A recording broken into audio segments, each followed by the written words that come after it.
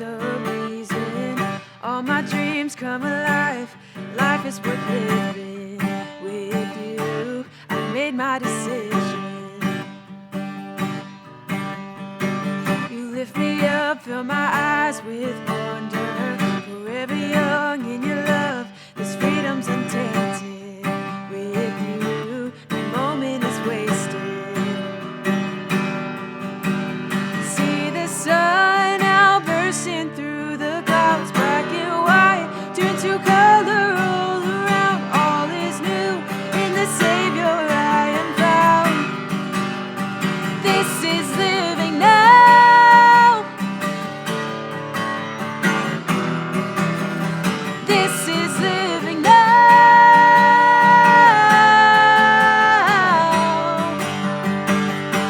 You take me higher than I've been before.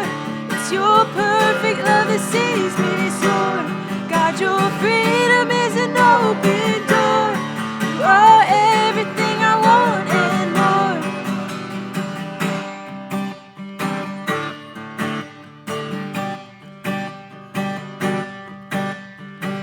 You lead the way, God, you're right beside me.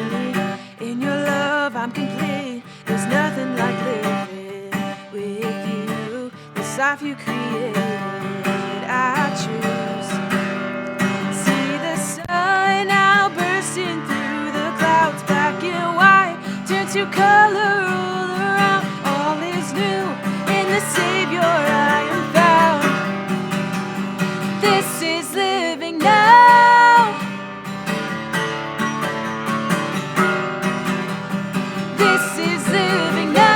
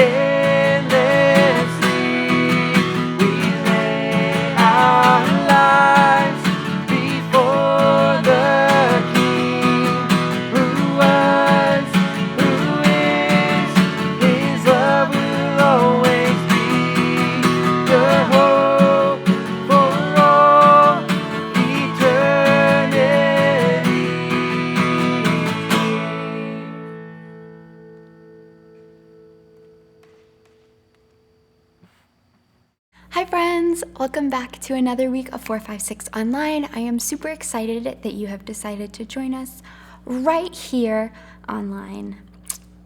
We are finally here. The end, the long-awaited lesson. David is coming to a close. And his parting words to his son Solomon, who is, about to take over as the king of Israel. This is what y'all have been waiting for. This to be done. I have not. The death of David's kind of hard, I've been walking through life with this person for about a year now. I started reading and researching David last March. So it's the end of an era, for sure, for us here at 4FIVE6, but also back when David actually died, this was the end of an era as well, one that would never be duplicated again. Israel would never go through something like this. David was a great king. I mean, he satisfied the people, he united them under one flag and one God, and he beat back the Philistines once and for all. He wrote these beautiful psalms of praise and lament, good times and bad, and he prepared for the building of God's temple, right? He had that dream and he wanted to see it fulfilled through his son. And so we're actually not in Samuel or Kings today. We're actually in the book of 1 Chronicles. So 1st and 2nd Chronicles the kings of Israel. So it gives you a little more supplementary knowledge on what goes on in 1 Samuel, 2 Samuel, 1 Kings, and 2 Kings. So these 6 books kind of all go together very, very nicely.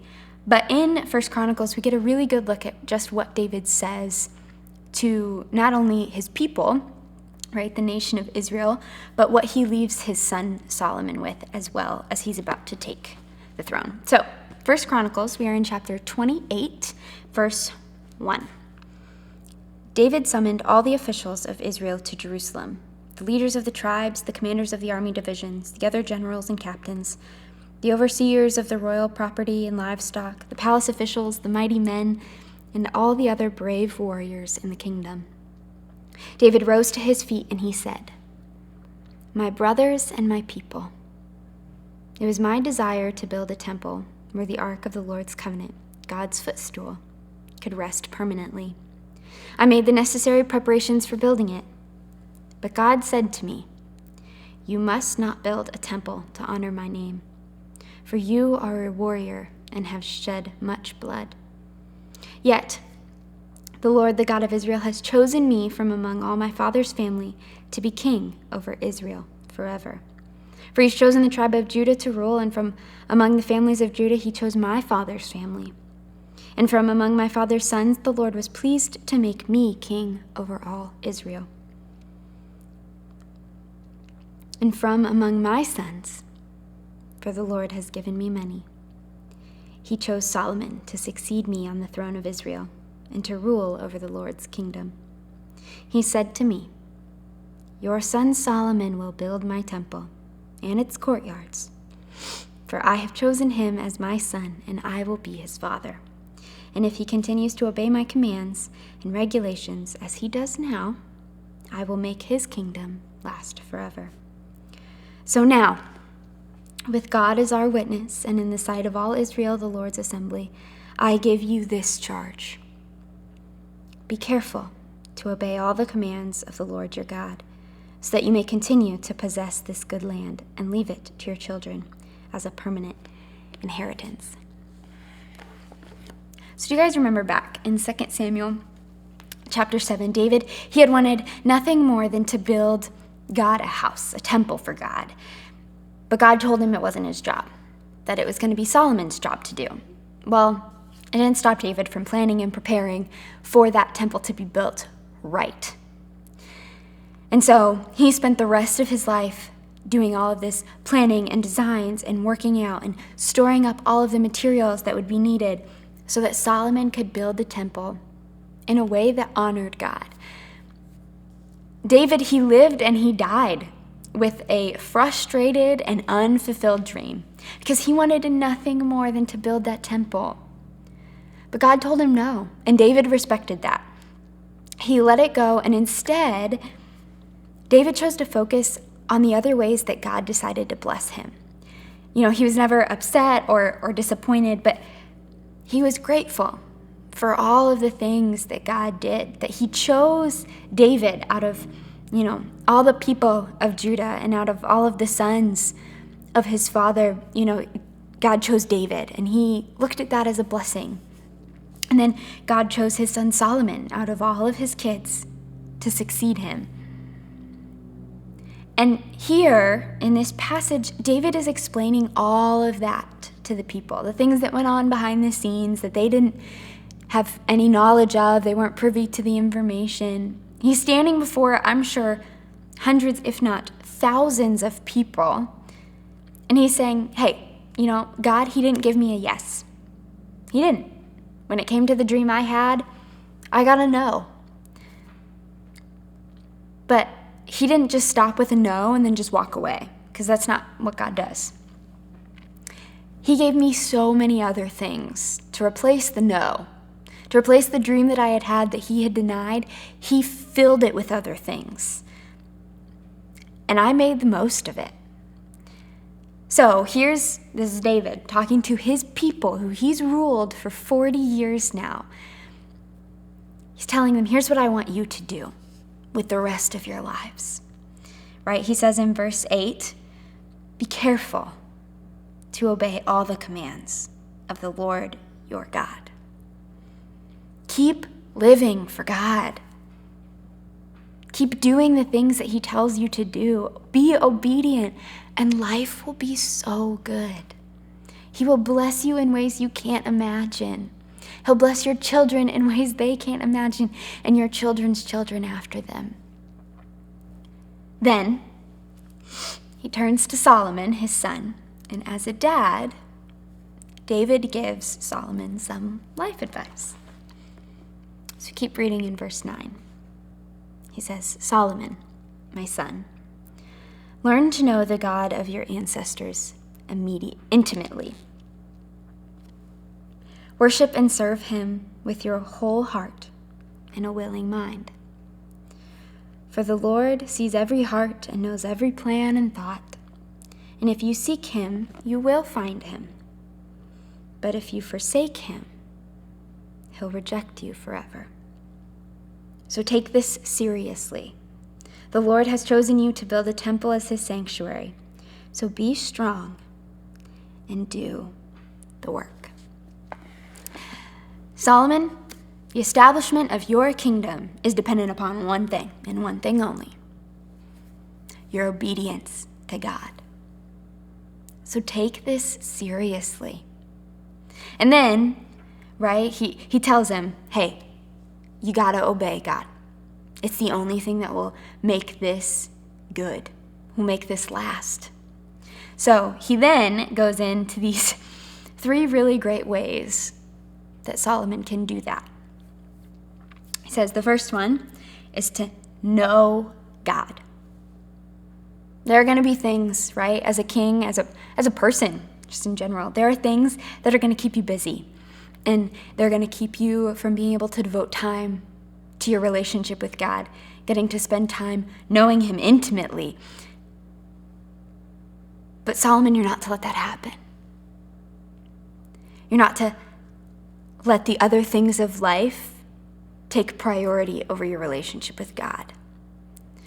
Because knowing God matters. And then he goes on and he says that the second thing you have to do after you know God is you have to serve God. Serve him wholeheartedly and with a willing mind. Do everything in your power to bring glory to God and to make his name known and loved throughout the nation. Don't make God force you to worship him. Want it for yourself, and he'll do great things through you and in you. So we have know God intimately, serve God wholeheartedly, and the last thing he tells his son is to seek God. Chase after God with everything that you have. Draw close to him and he'll draw close to you. Have this burning desire to be near to God and in a relationship with him, and he'll bless you in ways you can't even imagine. So Solomon and us, we need to know God intimately. We need to serve God wholeheartedly, and we need to seek God with everything we have. So here we have this old and this exhausted man. Like I said, he's been ruling over Israel for 40 years. And that doesn't count the years of being on the run from Saul and the awkward stage of him growing up, right, as a shepherd. He's lived a full and eventful life at this point. And now it's all coming to an end. And he knows that he needs to pass on some words of wisdom to his people, but more importantly, to his son.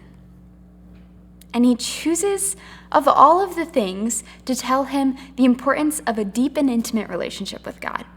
Not battle strategy or war tactics, not how to make people happy, not how to make decisions about policy and procedure and how to, shuffle people in and out and how to, clean the thing. And none of that mattered to David in this moment.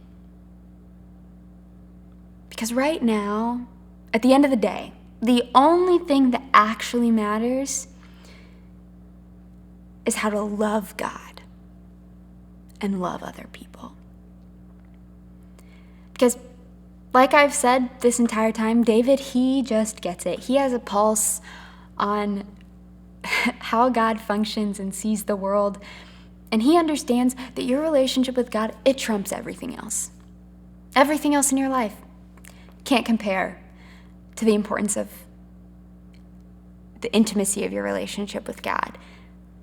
And when that relationship is right and functioning and working the way that it should, God, he takes care of the rest of it.